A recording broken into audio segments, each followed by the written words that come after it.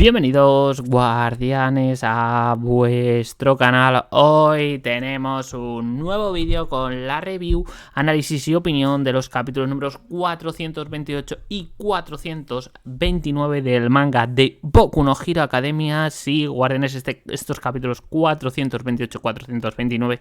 lo que es lo mismo, el antepenúltimo y el penúltimo capítulo del manga, es decir, la próxima semana tendremos el final de lo que es la historia de Boku no Hero, así que bueno, vamos al canal a analizar estos dos últimos episodios y ver cómo Horikoshi va cerrando la obra, así que vamos allá, guardianes.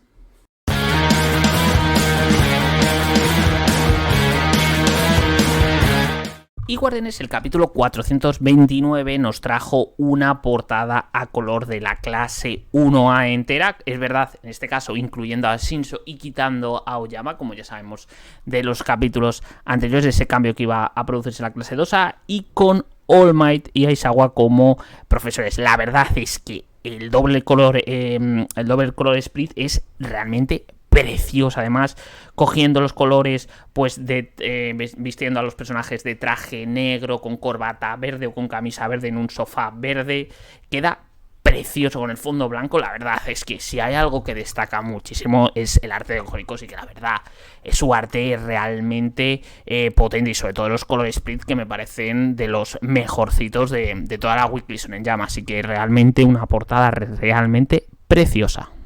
El primer punto, guardianes, de esta review es hablar un poco de cómo lidiar con la fama, en este caso, lo que van a ser los alumnos de la clase 2A respecto a su participación claramente primordial en la batalla, y ahora mismo se han convertido en lo que serían los ideales para las próximas generaciones de héroes que van a entrar en la clase 1A, y sobre todo encarnados en los personajes de Todoroki y de Kacchan y del propio Bakugo. La verdad es que hay que reconocer que, a pesar de que ellos puedan tener más o menos intención de convertirse en el héroe número 1, a pesar de ello, ellos rápidamente en un año han conseguido, bueno, ser referentes siendo muy jóvenes, lo que les hace tener una mochila de presión muy alta. Entonces, es interesante ver cómo se comportan, es decir, esa timidez que incluso escondiéndose detrás de Ida, de esos alumnos de la clase 1A, que lo que quieren realmente es pues agradecerle todo lo que han hecho y demostrarles su cariño, su admiración también al propio Deku, pero que para alumnos tan jóvenes llevar esa carga y ese reconocimiento no es fácil. Y aquí tenemos un detalle muy, muy interesante cuando Present Mic le dice a Aizawa que hay medios de comunicación que quieren hacer entrevistas con la clase 2A, y Aizawa le dice: sí, es verdad que algunos de los alumnos han dicho que sí, pero otros dicen que no. Y los que dicen que no tienen prioridad, es decir, se da la prioridad a que sigan creciendo como personas que a lo que es esa fama o ese reconocimiento, y eso les hace crecer al final siendo adolescentes. Entonces me gusta el mensaje, porque claramente hemos visto en nuestra realidad, guardianes, como muchas estrellas jóvenes acaban estrelladas o acaban siendo juguetes rotos por no saber, en este caso, lidiar con la fama y con ese reconocimiento y conocimiento popular por el resto del mundo.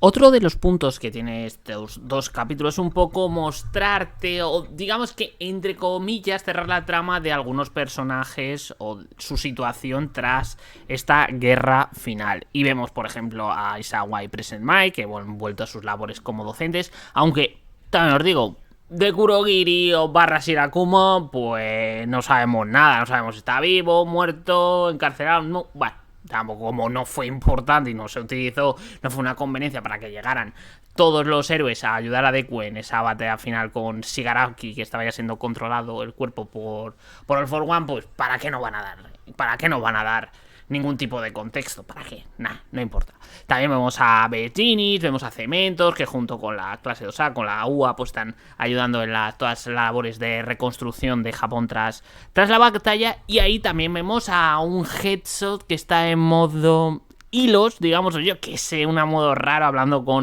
con Bakugo, diciéndole que volverá y hará las cosas que no hizo antes de la batalla. Y es que la resolución guardada desde Headshot es, junto con el final de All For One, lo peor de Boku no Hero. Es que,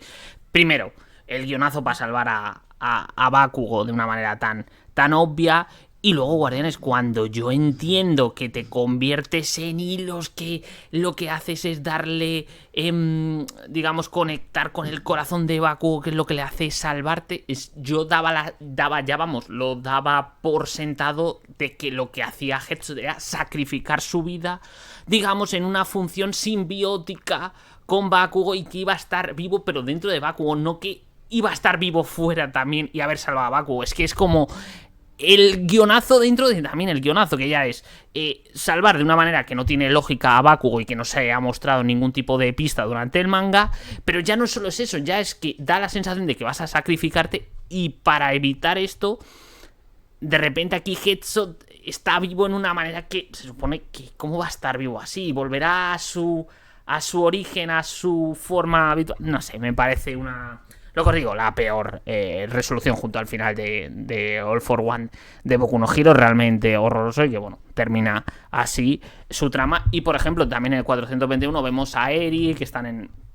esta fiesta de despedida de Aoyama, que ya sabíamos de capítulos anteriores, y la vemos sin el cuerno. A ver, está en la silueta, no sabemos si le volverá a crecer, porque también, ¿para qué vamos a dar explicación? ¿Para qué? Como no tuvo importancia tampoco en la batalla ese momento de la recuperación inmediata de los brazos de Deku para el final,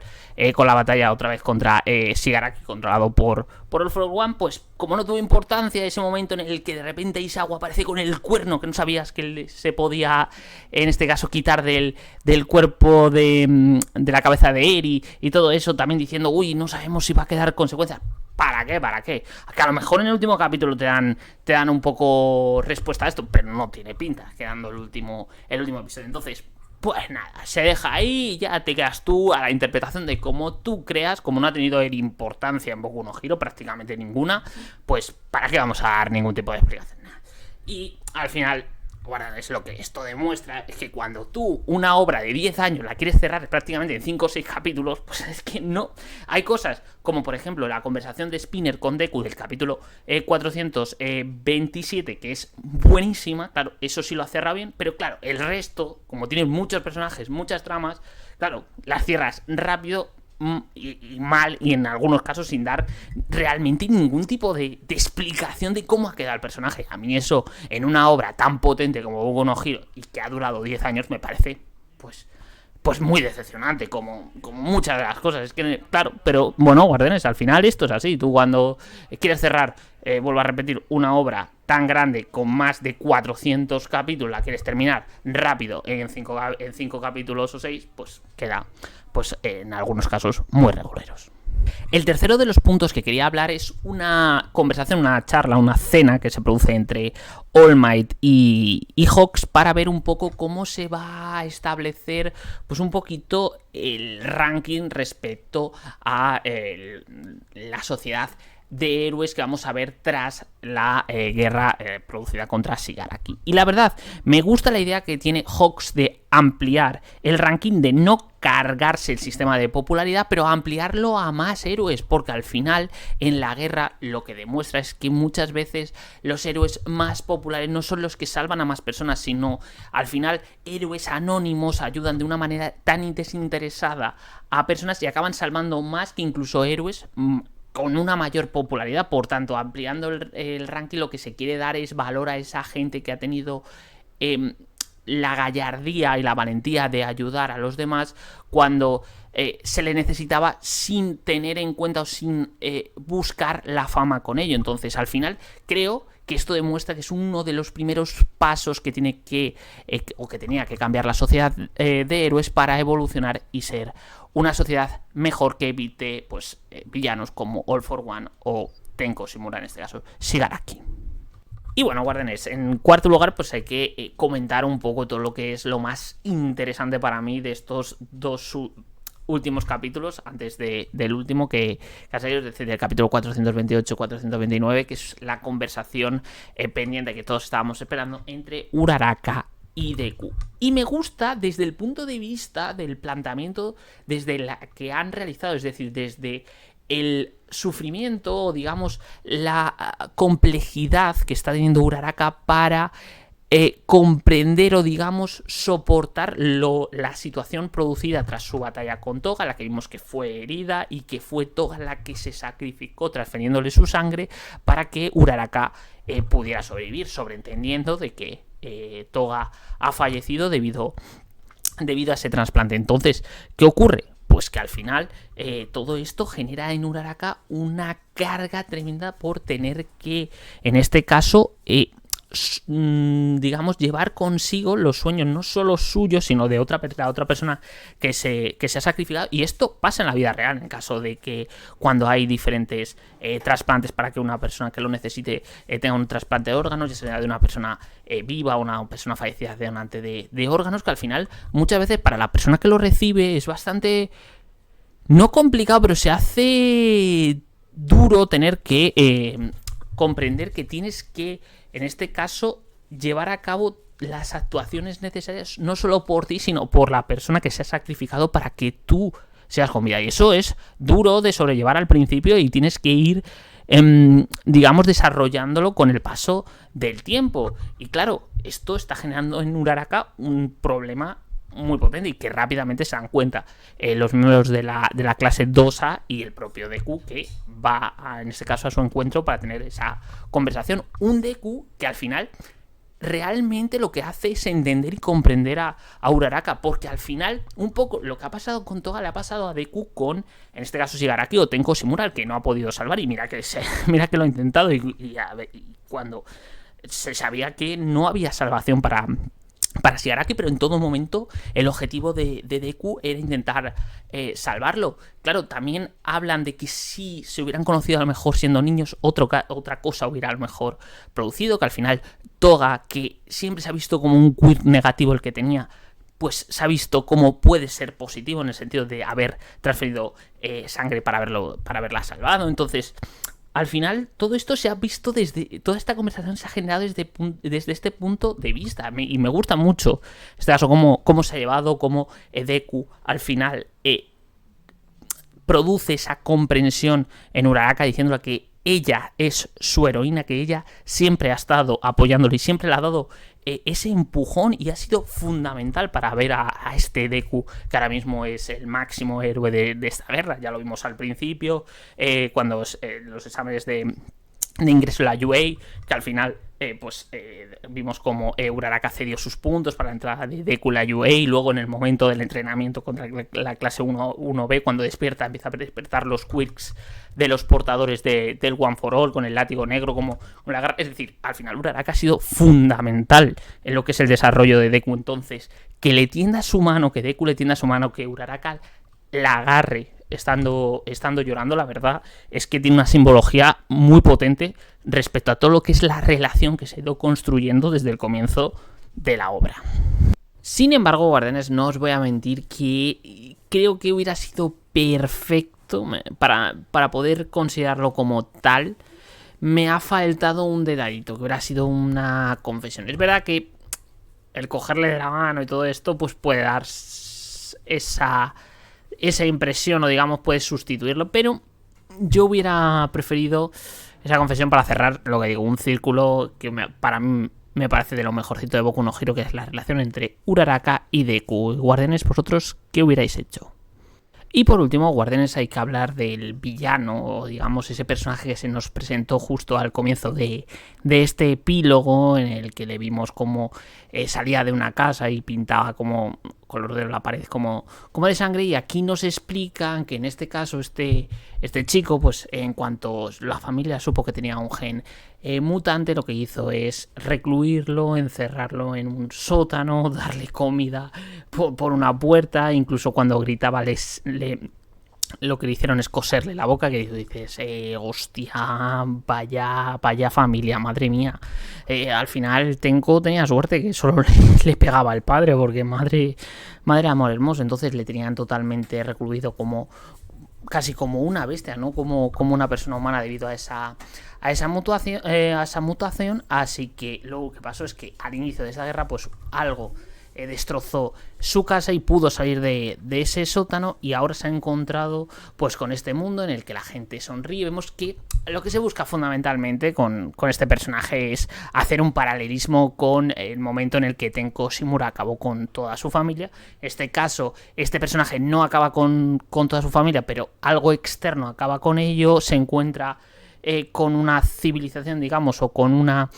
sociedad que sonríe en este momento tras la derrota de los villanos. Y claro, él se hace pensar, oye, yo he sufrido muchísimo, he sufrido todo tipo de vejaciones, ¿por qué todo el mundo sonríe? Nadie me ha ayudado. Un poco, por eso es lo que digo, paralelismo con Tenko Shimura, que en ese momento no recibió la ayuda de nadie, solo de All for One, y se convirtió en lo que sería Shigaraki Tomura. Pero aquí vemos cómo, en este caso, y para seguir con el paralelismo, este personaje sí que recibe la ayuda de la abuelita, que no le otorgó la ayuda a Tenko Shimura. Entonces, como que se cierra el círculo, Guardianes, entonces evitando que continúe el ciclo y que este personaje desconocido, que desconocemos el nombre, se pudiera convertir en un Shigaraki 2.0. A ver, Guardianes, entiendo el paralelismo, entiendo el mensaje que quiere mandar el mangaka, pero claro, Guardianes, como este personaje ha salido en 2 capítulos, dices, pues es que no sé ni el nombre. Que sí, que la historia es súper trágica, que es la familia más asquerosa de Boku no Hero, y mira que conocemos a los Todoroki, pero sin más. Es decir, entiendo el paralelismo, entiendo que las ideas del mundo que Deku quiere plasmar, ese nuevo mundo que quiere construir, pero sinceramente, si no me lo hubieran metido tampoco hubiera pasado nada, porque es que es cero empatía. Por eso, si esto le hubiera dado más capítulos, pues entiendo, se hace mejor el paralelismo, pero al final, como lo quieren cerrar todo corriendo, pues es que no, sinceramente, no me ha aportado nada. Y Guardianes, entrando en lo que es la opinión general de estos capítulos 428-429, o lo que es lo mismo, el antepenúltimo y penúltimo de la obra de Boku no Hero Academia, pues tengo que decir que son capítulos que me dejan una sensación agridulce, en el sentido de que todo lo que es esa conversación de Deku y Uraraka tan esperada, la verdad es que como se ha llevado, a mí me ha gustado bastante donde lo han tirado, desde el punto de vista de lo complicado que va a ser para Uraraka aceptar, pues al final la muerte de Toa, y que se sacrificara para salvarla. Entonces, desde ese punto de vista, a mí me ha gustado. Me ha faltado, como os comentaba, solo el detallito de una posible confesión, que eso lo hubiera, para mí, cerrado perfectamente todo el arco argumental desde el comienzo entre la relación, para mí, de Deku y Uraraka. Pero bueno, quitando ese detallito final, creo que estoy satisfecho con este final. Pero ¿qué pasa? Que el resto de tramas cerradas, salvo lo de la popularidad de Bakugo y Todoroki, creo que es una enseñanza interesante con lo de Aizawa y Present Mike respecto a las entrevistas o no a los alumnos, pues el resto de cierres de trama, pues es que realmente es que no son cierres como deberían haber sido. Vuelvo a decir, demasiado rápido todo llevado de una manera muy rápida para acabarla en muy pocos capítulos. Por tanto, al final los cierres tienen que ser muy apresurados, y en muchos momentos es que realmente no hay cierre, porque no sabes realmente la situación del personaje como tal. Y luego el paralelismo que han querido hacer con este nuevo personaje, con lo que le pasó a Tenko Shimura y su conversión en Shigaraki, que creo que es una buena intención, en el sentido de que me gusta cómo intentan buscar ese paralelismo, pero vuelve a pasar lo mismo. Al final, como te lo cargas, o como quieres cerrar todo en 5 capítulos, pues te lo presentaron hace 2-3 capítulos y ahora lo cierras y tú dices, vale, entiendo lo que has buscado con el paralelismo, pero claro, como no conozco a este personaje y no me importa una mierda, es como, vale, tú dices que sí, que se puede haber convertido en un nuevo Shigaraki. Bueno, vale, lo haces conexión con la abuela que no hizo caso a Shigaraki, sí, que vaya casualidad, como os comentaba en la review, pero no sé, es que es como, sí, sé lo que quieres hacer, me gusta la idea, pero no la has desarrollado. Entonces, pues la verdad que pierde importancia. Entonces, lo que he dicho, dos antepenúltimo y penúltimo capítulo interesantes, pero con un toque agridulce en algunas tramas. Y poco más, guardianes, por nada. Si os ha gustado este análisis, review y opinión de los capítulos 428 y 429 del manga de Boku no Hero Academia, pues ya sabéis, darle likecito al vídeo, suscribiros al canal para más contenido de anime, manga, ya sabéis. Y nada, en la caja de comentarios me decís qué os está pareciendo a vosotros el cierre, si os ha convencido el cierre un poco esa conversación de Uraraka y Deku y el resto de tramas cerradas en estos 2 episodios. Y nada, ya no nos queda nada más que uno para cerrar la obra, para despedirnos de Boku no Hero Academia, y bueno, lo veremos en el próximo capítulo. Chao, chao, guardianes.